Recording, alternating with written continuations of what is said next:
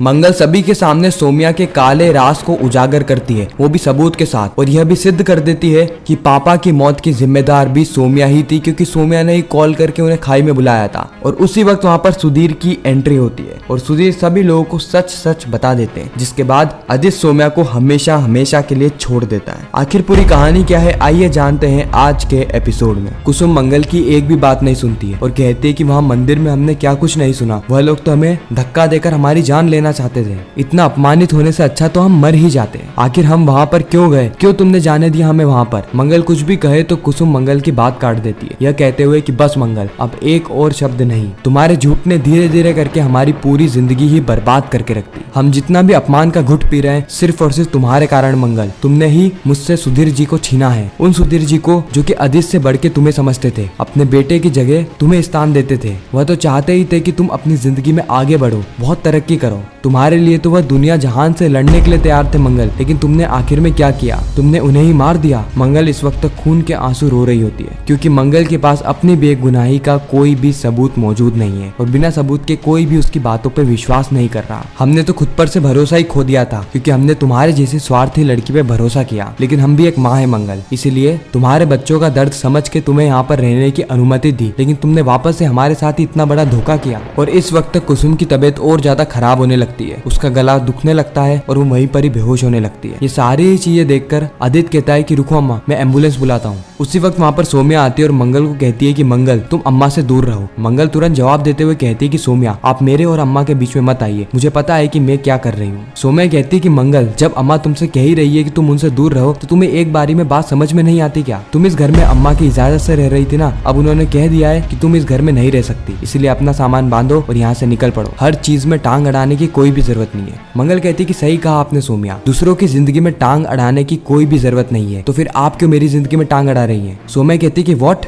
देखो आदित्य क्या कर रही है, गलती खुद करती है और इल्जाम घूम फिर के मुझ पे लगा रही है।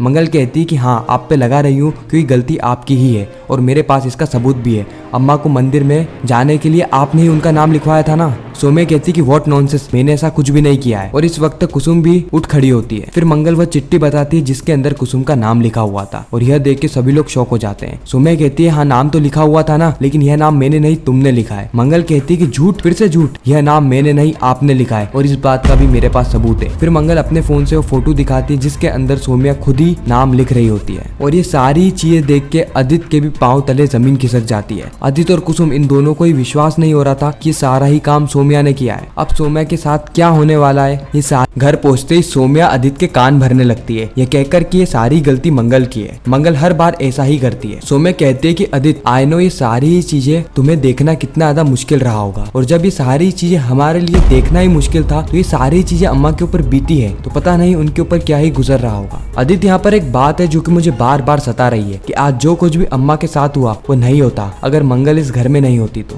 आदित्य तुम्हें ऐसा लगेगा कि मैं बार बार मंगल को तुम्हारे सामने बदनाम करने की कोशिश कर रही हूँ, लेकिन यह बात तो तुम भी जानते हो और मैं भी कि वो मंगल ही थी जिसने कि बाबा को खाई के पास बुलाया था। वो मंगल ही थी जो कि अम्मा को उस मंदिर में बुला रही। हम पापा को तो नहीं बचा पाए लेकिन हम अम्मा को तो बचा ही सकते हैं ना। अगर मंगल इस घर में रहती है तो वो कहीं ना कहीं ऐसी प्रॉब्लम्स क्रिएट करेगी जिसमें कि अम्मा फंस जाएगी और कब तक हम अम्मा को बचाते रहेंगे? कभी ना कभी तो उस मंगल की चाल सफल हो ही जाएगी। इसलिए आदित्य हमें मंगल को इस घर से निकाल फेंकना चाहिए। इतना कहकर सोम्या कुसुम के पास जाने लगती है। सोम्या ने आदित्य के मन में मंगल के प्रति शक का बीज बो दिया था और जैसे ही मंगल वहाँ पर आती है आदित्य मंगल पे भड़क उठता है। आदित्य कहता है कि रुको मंगल, मेरी अम्मा के पास जाने के बारे में तुम सोचना भी मत। आज अम्मा की जो कुछ भी हालत है ना सिर्फ और सिर्फ तुम्हारे कारण है मंगल, सिर्फ तुम्हारे कारण। कल तुम मेरी अम्मा का बर्थडे सेलिब्रेट कर रही थी, खुशियां मनाने का ढोंग कर रही थी और आज तुम अम्मा को सभी लोगों के सामने ह्यूमिलिएट कर रही हो। मैंने कभी भी नहीं सोचा था मंगल कि तुम अम्मा को जलील करोगी। मुझे तो बिल्कुल भी समझ में नहीं आ रहा है कि आखिर तुम चाहती क्या हो। मंगल कहती कि आदित्य जी आप ये क्या कह रहे हैं, मैं अम्मा को जलील क्यों करूंगी, उल्टा मैं तो अम्मा को बचाने के लिए आई थी। आदित्य कहता है कि फिर तुमने अम्मा को मंदिर में क्यों बुलाया था, बताओ मुझे, जवाब दो ना। मंगल कहती है कि अक्षत के पापा मैंने अम्मा को कहीं पर भी नहीं बुलाया था और भला मैं अम्मा को मंदिर क्यों बुलाऊंगी।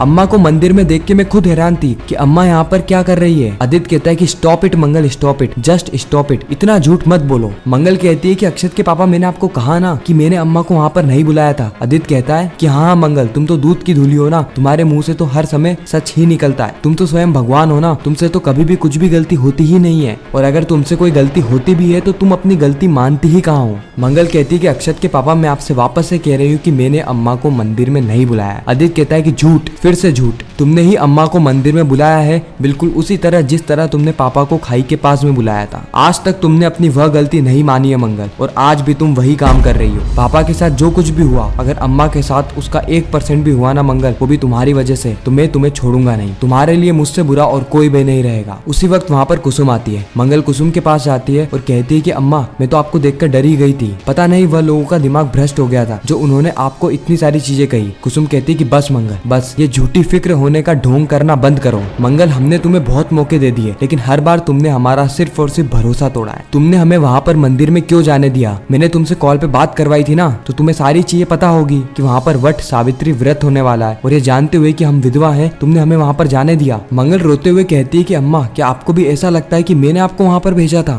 कहानी की शुरुआत में मंगल सारी औरतों को समझाते हुए कहती है कि क्या आप लोगों का व्रत इतना कमजोर है? क्या आप लोगों को अपनी प्रार्थना पे इतना ही भरोसा है कि एक विधवा को देख लेने से आपका व्रत टूट जाएगा? आपका जो काला सपना है ना, वह इनकी असलियत है। आपको इन पे थोड़ी सी तो दया दिखानी चाहिए। भगवान ना करे, लेकिन अगर इनकी जगह आप होती और आपके साथ ये सब हो रहा होता तो आपको कैसा लगता? आपको क्या लगता है कि आपकी इन हरकतों से देवी माँ प्रसन्न होगी? देवी माँ को क्या लगेगा जब उनके भक्त के ऊपर आप ऐसे लालचन लगा रहे हैं? मंगल उन सभी लोगों को वहाँ से जाने को कहती है। जैसे ही मंगल पलटती है, वह देखती है कि कुसुम वहाँ पर है ही नहीं, क्योंकि सौम्या, आदित्य और कुसुम ये पहले ही घर के लिए निकल चुके हैं, कुसुम की खराब तबीयत को देखते हुए। उसी वक्त वहाँ पर कपिल आ जाता है। कपिल कहता है कि मंगल जी, मैं यहीं से गुजर रहा था, यहाँ पे बहुत चिल्लाने की आवाजें आ रही थी, और आपने कहा था ना कि आप इसी मंदिर आने वाली है, इसलिए मैंने सोचा कि मैं यहाँ पर आके देख लेता हूँ आखिर यहाँ पर हुआ क्या है। मंगल कुसुम के ऊपर बीती हुई ये पूरी घटना को कपिल को बताती है, और कपिल भी कहता है कि आंटी के साथ बहुत बुरा हुआ, लेकिन आखिर उनका नाम यहाँ पर लिखवाया किसने होगा? फिर मंगल और कपिल वाले जाते हैं कमेटी वालों के पास और उनके रजिस्टर चेक करने लगते हैं कि क्या सही में कुसुम का नाम यहाँ पे लिखा हुआ था। बहुत ढूंढने के बाद कपिल को कुसुम का नाम दिख जाता है। कपिल कहता है कि यहाँ पे कुसुम सक्सेना तो लिखा हुआ है, लेकिन आप ये नंबर देखिए, क्या ये नंबर आंटी का ही है? मंगल कहती है कि हाँ, ये नंबर तो अम्मा का ही है। कपिल कहता है तो किसी ने जरूर यहाँ पर आंटी का नाम लिखा होगा। मंगल यहाँ पे टेंशन में पड़ जाती है कि आखिर कौन है जो कि अम्मा को जलील करना चाहता है, आखिर कौन है जिससे कि अम्मा की खुशियाँ देखी नहीं जाती। उसी वक्त एक कमेटी की औरत कहती है कि आपका बहुत बहुत धन्यवाद, क्योंकि अपना स्वाद के कारण आज 50 से भी ज्यादा महिलाओं को थाली दी गई, जिससे कि उनका व्रत संपूर्ण हुआ। आप जैसे लोगों के कारण ही हमारा ट्रस्ट चल रहा है। इस वक्त तक मंगल को बहुत टेंशन हो रही थी, क्योंकि नाम तो लिखा हुआ था, लेकिन उसके पास कोई सबूत नहीं है जिससे यह पता लग सके कि आखिर ये काम किया किसने है और किया क्यों है। इस ओर सौम्या कपिल को भड़काने लगती है, यह कहते हुए कि मंगल के कारण आज अम्मा की ऐसी हालत हो गई। कपिल कहता है मंगल के कारण? इसमें मंगल की क्या गलती है? फिर सौम्या बताती है कि मंगल ही तो थी जिसने कि अम्मा को कहा था कि मंदिर में पूजा है और उन्हें वहाँ पर जाना चाहिए। कपिल कहता है कि नहीं सौम्या, तुम्हें कोई मिसअंडरस्टैंडिंग होगी, मंगल ऐसा कर ही नहीं सकती। सौम्या कहती है मुझे पता था कि तुम मेरी बात पे विश्वास नहीं करोगे, लेकिन मैंने अपने कानों से सुना है कि मंगल अम्मा को कह रही थी अभी अम्मा की तबीयत खराब है, जब वो ठीक हो जाएगी तो तुम उनसे खुद ही सुन लेना। ये मंगल पता नहीं हमारे परिवार से किस जन्म का बदला ले रही है।